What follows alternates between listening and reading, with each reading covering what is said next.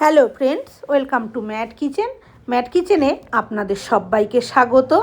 পুরনো বন্ধুদের পাশে থাকার জন্য ধন্যবাদ এবং নতুন বন্ধুদের স্বাগত জানিয়ে শুরু করছি আজকের রেসিপি। দেখেই বুঝতে পারছেন যে আমি আজকে কি তৈরি করছি। আমি আজকে তৈরি করছি সম্পূর্ণ নিরামিষ ফুলকপি রেজালা। আমি যেভাবে করলাম আমি সেটাই আপনাদের সাথে শেয়ার করছি। দারুণ সুস্বাদু হয় এই রান্নাটি। সবার প্রথমে আমি এখানে কিছু মশলা নিয়েছি, যেমন দারচিনি, এলাচ, লবঙ্গ, এটা হচ্ছে জায়ফল, সাজিরা, মৌরি আর জয়িত্রী। এবারে একটা কড়াই বসিয়ে শুকনো কড়াইতে আমি এই মশলাটাকে একটুখানি ভেজে নেব। বেশি ভাজবো না, অল্পই ভাজবো। বেশি ভাজলে কিন্তু আবার তিতো হয়ে যাবে। একটু নাড়াচাড়া করলে যেই পুটপুট করে উঠবে তখনই আমি এটাকে কিন্তু নামিয়ে নেব। নামিয়ে ঠান্ডা করে তারপরে আমি এটাকে গুঁড়ো করব। গরম গরমই গুঁড়ো করতে যাবেন না। আরেক দিকে আমি এখানে নিয়েছি হচ্ছে 4 মগজ, 1 টেবিল চামচ, কয়েক দানা হচ্ছে কাজু, আর হচ্ছে কয়েকটা হচ্ছে কিশমিশ, আর 1 টেবিল চামচ নিয়েছি পোস্ত। এবারে এগুলোকেও আমি শিলেতে বেটে নেব। সমস্ত মশলাটা করে নেওয়া হয়ে গেছে। এবার এখানে দেখুন ফুলকপিটা আমি প্রথমে নুন জলে ভিজিয়ে রেখেছিলাম, তারপরে জল থেকে তুলে নিয়েছি। কপিগুলো কিন্তু আমি সবই একই রকম সাইজের কেটে নিয়েছি। সমস্ত কপি একরকম সাইজের হলে তবেই কিন্তু ভালো হবে, নালে ছোট বড় থাকলে কিন্তু ছোটোগুলো গলে যাবে বড়টা সেদ্ধ হওয়ার আগে। এবারে কড়াইতে আমি দিয়ে দিচ্ছি সাদা তেল। আমি অবশ্যই এটা সাদা তেলেই রান্না করব, আপনারাও সাদা তেলেই চেষ্টা করবেন রান্না করতে, সেটাই কিন্তু ভালো হবে। তেলটা গরম হয়ে গেলে এখানে আমি ফুলকপিগুলো দিয়ে দিচ্ছি, আর দিয়ে দেবো অল্প একটু লবণ। লবণটা বন্ধুরা এখানে কিন্তু স্কিপ হয়ে গেছে, আমি তাই বলেই দিলাম। লবণটা দিয়ে কপিটাকে নাড়াচাড়া করে আমি ভেজে নেব। এখানে কোনো রকম হলুদ ব্যবহার করব না। আর লবণ দিলেই কপি থেকে এমনি একটু জলও বেরিয়ে আসবে, সেই জলেই কিন্তু কপিটা একটুখানি সেদ্ধ হয়ে যাবে। দেখুন এইভাবে নাড়াচাড়া করতে করতে কপিটা কিন্তু বেশ একটু ভাজা হয়ে গেছে। বেশ কপিটায় কিন্তু রঙও ধরে গেছে, দেখতেই পাচ্ছেন। কপিগুলোকে এবারে আমি উল্টে পাল্টে ভালো করে ভেজে নিয়েছি। এবারে আমি এগুলোকে এক এক করে তুলে নেব। কপিটাকে খুব ভালো করে আমি তেল ঝরিয়ে এইভাবে তুলে নিচ্ছি। এবার এই তেলেই কিন্তু আমি রান্নাটা করব। এই তেলের মধ্যে আমি এখানে 1 চামচ মতন ঘি দিয়ে দিচ্ছি। অবশ্যই যেহেতু নিরামিষ আর রেজালা, ঘিটা কিন্তু দিতে হবে। 1 চামচ এখানে শক্ত ঘি 1 চামচ দিয়েছি, মানে যদি লিকুইড ঘি হতো তাহলে কিন্তু এটা 1.5 চামচ হয়ে যেত। আমি দিয়ে দিলাম তেলের মধ্যে। এবারে খুব ভালো করে ঘিটাকে তেলের সাথে মিশিয়ে নেব। তারপরে দিয়ে দিলাম এখানে 2টো গোটা শুকনো লঙ্কা, আর 8 থেকে 10খানা দিয়ে দিলাম গোলমরিচ। ফোড়নে আর কিছুই আমি এখানে ব্যবহার করছি না। ফোড়নটা একটু নাড়াচাড়া করে নেব। একটু নাড়াচাড়া করে নিলেই এখানে দিয়ে দিচ্ছি যে মশলাটা তৈরি করে রেখেছিলাম, কাজু, কিশমিশ, 4 মগজ আর পোস্ত, সেই মশলাটা দিয়ে দিলাম, আর শিল ধোয়া জলটাও দিয়ে দিলাম। আর একটা কথা বলি বন্ধুরা, যদি আপনারা কাঁচা লঙ্কা দিয়ে করতে চান তাহলে কিন্তু এই তেলের মধ্যে আদা আর কাঁচা লঙ্কা একটু বাটা দিয়ে দিতে পারেন। আমি যেহেতু কাঁচা লঙ্কা এখানে ব্যবহার করিনি তাই আমি আদাটাও দিইনি। আপনারা চাইলে কিন্তু একটু আদা ব্যবহার করতে পারেন। এবার এতে মশলাটা ভালো মতন কষিয়ে নিয়েছি। দেখুন তেলটা ওপরে ভেসে উঠেছে। এই সময় আমি এখানে দিয়ে দিচ্ছি 1/2 চামচ মতন জিরের গুঁড়ো, যেহেতু আমি সাজিরে এখানে গুঁড়ো করেছি তাই।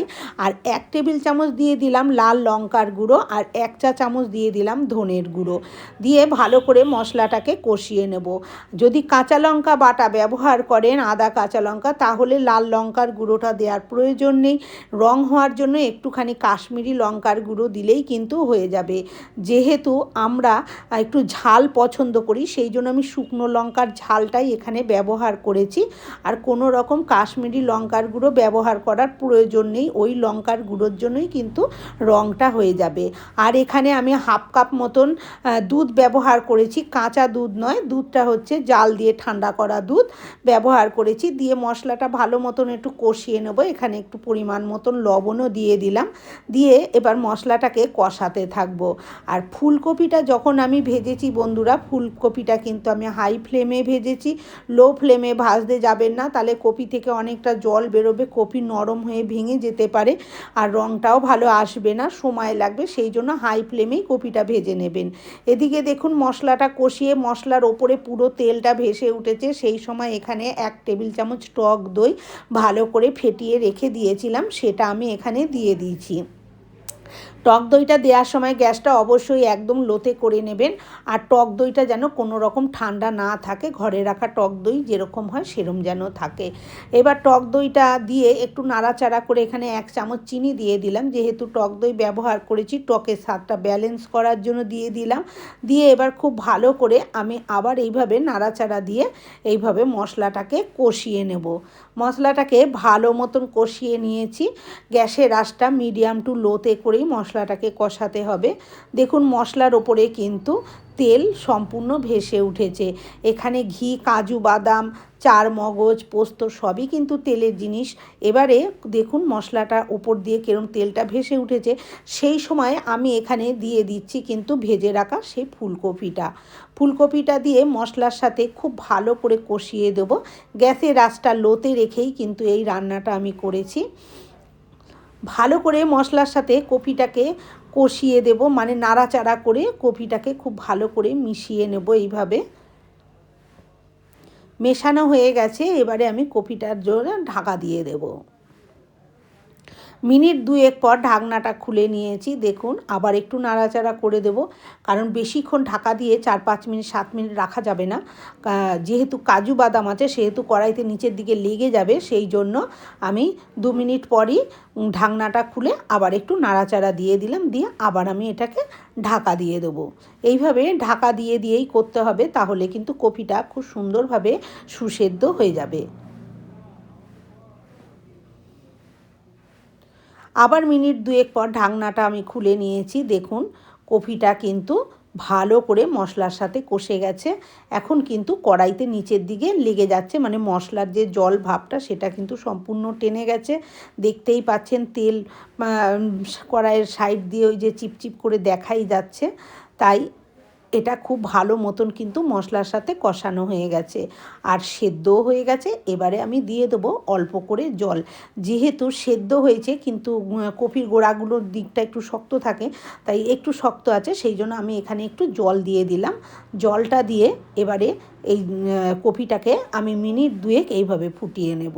বন্ধুরা, আমার আজকের এই ফুলকপির নিরামিষ রেজালা কেমন লাগলো কমেন্ট করে অবশ্যই জানাবেন।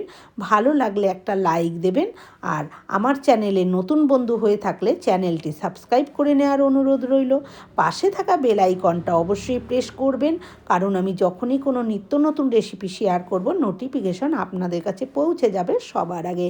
এবারে আমি দিয়ে দিলাম হচ্ছে ভাজা মশলাটা, যে মশলাটা আমি শুকনো কড়াইতে ভেজে তুলে গুঁড়িয়ে রেখেছিলাম, সেই মশলার থেকে আমি অর্ধেকের বেশিটা মশলা এখানে ব্যবহার করেছি। কপি অনুপাতে হচ্ছে মশলাটা দিতে হবে। আমার যেখানে যতটুকু কপি আছে সেই অনুপাতে মশলাটা দিয়েছি, দিয়ে একটু নাড়াচাড়া দিয়ে আবার আমি ঢাকা দিয়ে দিচ্ছি। 2 থেকে 3 মিনিট আমি এবারে এটাকে জাল দিয়ে নিয়েছি। দেখুন এবারে কিন্তু কপিটা একদম কিন্তু রেডি হয়ে গেছে। আর যতটাই যে জলভাব দেখছেন, দেখা যাচ্ছে ঝোল ঝোল টাইপের, এতটা কিন্তু থাকবে না। যেই এটা ঠান্ডা হয়ে যাবে তখন কিন্তু এটা অনেকটাই গাঢ় হয়ে যাবে, যেহেতু এখানে সব বাটা মশলা আছে, অনেকটাই গাঢ় হয়ে যাবে। তাই আমি এখন গ্যাসটা অফ করে ঢাকা দিয়ে রেখে দেবো স্ট্যান্ডিং টাইমে, তারপরে আমি সার্ভ করে দেখাচ্ছি। বন্ধুরা, আজকের মতন এই পর্যন্ত। ভালো থাকবেন, সুস্থ থাকবেন।